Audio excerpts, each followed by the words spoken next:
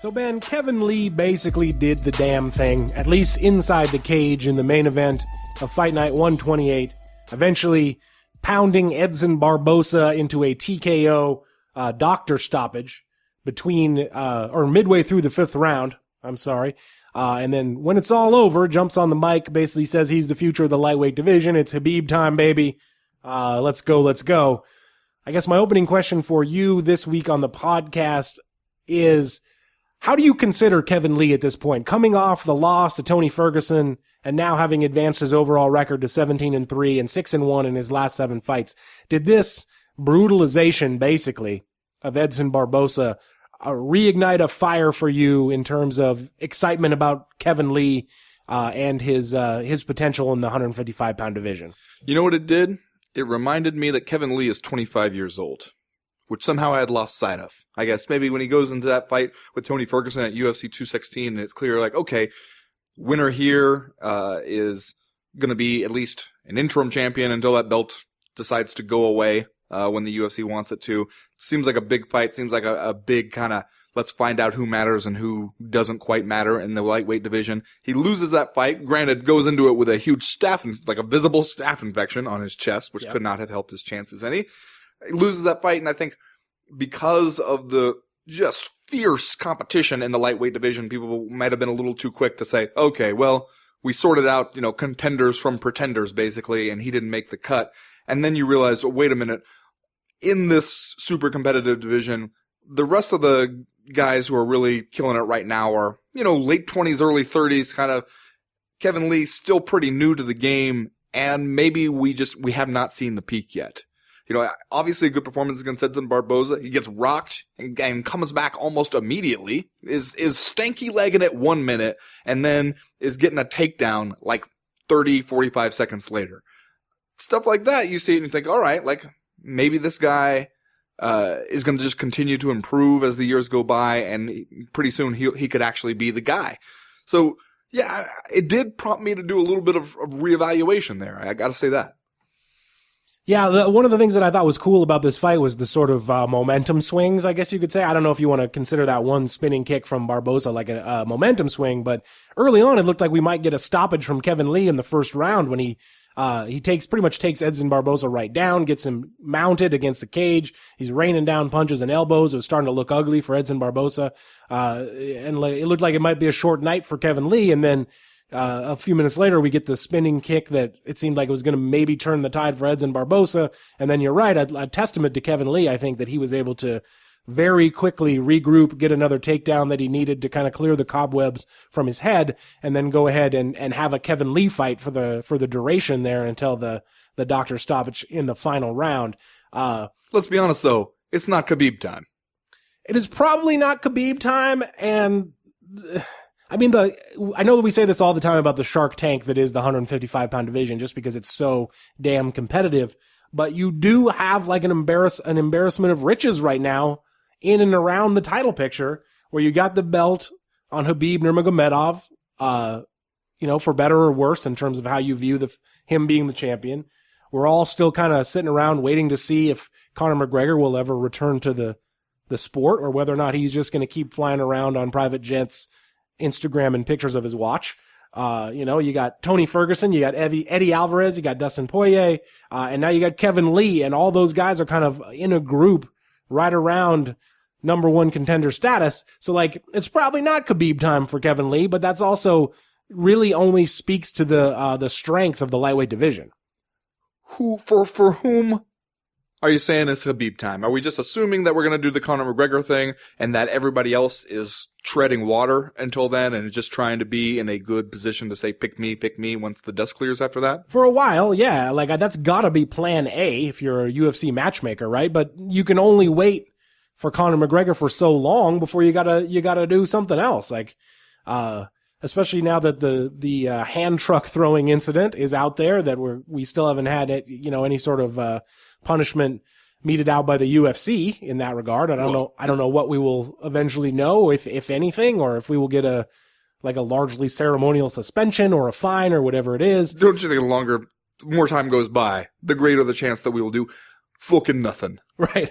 Yeah. It does seem like a weird move if the UFC waited a couple months and then we're like, oh yeah, we decided to hand down this suspension. Although it would also be a fairly UFC move, depending on how the negotiations with Conor McGregor are going. You know what a real UFC move would be? To wait a couple months, then announce like a retroactive suspension to be like, by the way, he's been suspended for the last 60 days. You guys didn't know, but we feel like he's learned his lesson now. Remember when he posted that Instagram pic of like the fresh fruit plate on his private jet? He was actually suspended during that. So like he's serving a hard time over there. Well, if it's not Khabib time for Kevin Lee. Kevin Ferguson, obviously Kimbo Slice. That's right. The late great Kimbo Slice. If it's not Khabib time for Kevin Lee, what time is it? See, that's what I was getting at, is I think that if you were one of these other guys in the division, and you're not Conor McGregor or Khabib, or, even at the closer to that, that whole Tony Ferguson, Eddie Alvarez kind of thing. If you're a guy like Kevin Lee right now, isn't the smart move to start to try to pick on one of those other guys? Because you're not going to want to wait around for as long as it would take. And if everybody is saying Khabib time, then for nobody is it really Khabib time. You're all just kind of getting in each other's way. Like, wouldn't it be a higher percentage play if you're Kevin Lee to be like, you know what? Give me Dustin Poirier and put yourself in a better position for when it is potentially, whether it's Khabib or Conor McGregor or whoever would end up being the champ, you've knocked off somebody else that could have been in that conversation. And meanwhile, kept fighting and kept making some money and kept, being a capital G guy while everybody else is, as Eddie Alvarez put it, praying, hurt, or in jail. Yeah.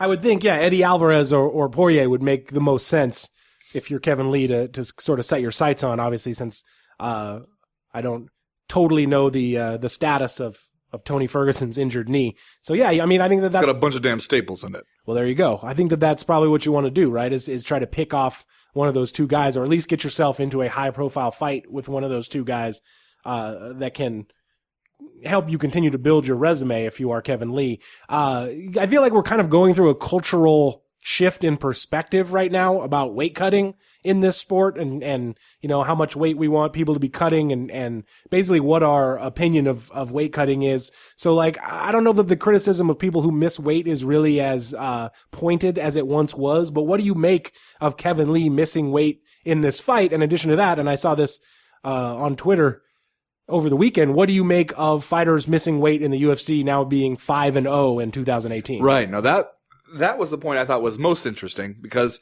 gives you a hint that maybe Dundasso has a role outside the cage as well. Because like you said, you miss weight, the pressure is going to be on the other person to accept a fight anyway. We've seen how it goes when somebody resists that at all. They catch a whole lot of shit for it. So he comes in there at 157 pounds, and hey, of course, if you're Edson Barboza, you got to say yes, keep the main event together, and then you go out there, and especially a guy who his strategy is going to be to pick you up, take you down, and elbow you in the head, you can't exactly say that those extra couple pounds or not having to shed the extra couple pounds didn't help him out a little bit. But it's also a question then that he ends up inadvertently posing to the UFC. He's standing there saying, it's Khabib time, and they're going, you didn't even make 156. How are we supposed to put you in a fight where you have to make 155 or else you screw up everything? Like, that should be a real concern if you're one of those guys and you're trying to make your case for a title shot, because of course they're going to look at it and be like, could this guy make the weight reliably for a title shot? And if he doesn't, he fucks up everything. Right. All right, well, let's do Are You Fucking Kidding Me this week, Ben, before we move on to round number 2. And I know that we've got a piggyback situation for our 2 Are You Fucking Kidding Me's this week. And I will start, since it concerns a little bit just weight cutting in general. And that is Leslie Smith this week was scheduled to have a fight against Aspen Ladd at Fight Night 128. Aspen Ladd misses weight at 137.8 pounds, so 1.8 pounds over the non-title fight upper limit of 136 pounds in the women's bantamweight division. And the UFC responds to that basically by buying out the entire last fight on Leslie Smith's contract, paying her show money and her win bonus, and then basically, at least according to her, telling her that they were not interested in bringing her back. So essentially, laying her off. Buying out her contract and then laying her off from the organization. As we know, Leslie Smith has been the most visible, most vocal fighter quarterbacking Project Spearhead, the effort is to try to unionize UFC fighters. So it's a very bad look, I guess I will just say, from a public relations standpoint for the UFC to just come out and do something that I don't remember them ever doing before, buying out the end of someone's contract and then just telling them that they're not interested in bringing them back. So are you fucking kidding me? Fucking kidding me? They tried to do it with Mark Hunt when they bought Pride, and Mark Hunt insisted on having the fights, and then they gave him the fights. The difference was Mark Hunt was losing a whole bunch in Pride, and so they just didn't think he'd be very good or that he could even make the heavyweight limit. Leslie Smith riding a 2-fight winning streak. And by the way, a special subset, are you fucking kidding me, to the people who want to accuse Leslie Smith of just trying to avoid this fight with Aspen Ladd. You fucking kidding me? Leslie Smith fought fucking Cyborg. Went up to 140 to fight Cyborg. I don't think she's really that scared in a visceral fear kind of sense of Aspen Ladd. Are you fucking kidding me? You fucking kidding But also, my main are you fucking kidding me? Right around the same time we hear that the UFC does not want to be in business with Leslie Smith and is willing to just pay her to go away, which, by the way, now we know what it takes to get your show and win money when your bout gets canceled. The UFC just has to want to be rid of you. We also hear a report that the UFC is planning to have controversial former NFL player Greg Hardy make his pro debut at Dana White's Contender Series. You fucking kidding me? Are you fucking kidding me?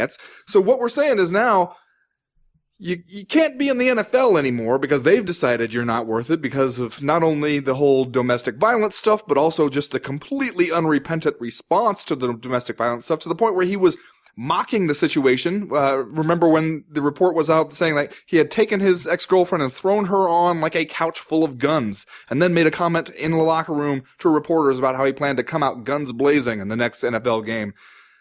That was kind of the point when the NFL, Dallas Cowboys even, started to decide that, maybe this guy is not worth it. But the UFC sees him and thinks, come to Papa. Are you fucking kidding me? Are you fucking kidding me? Just a couple weeks after Dana White, if you'll remember, sat up on the podium after Conor McGregor threw a hand truck through the window of the bus, and Dana White had about 24 hours to get over his intense rage over the situation, sat up on the podium and said, well, worse things happen in other professional sports, so I'll take a hand truck through a bus window any day.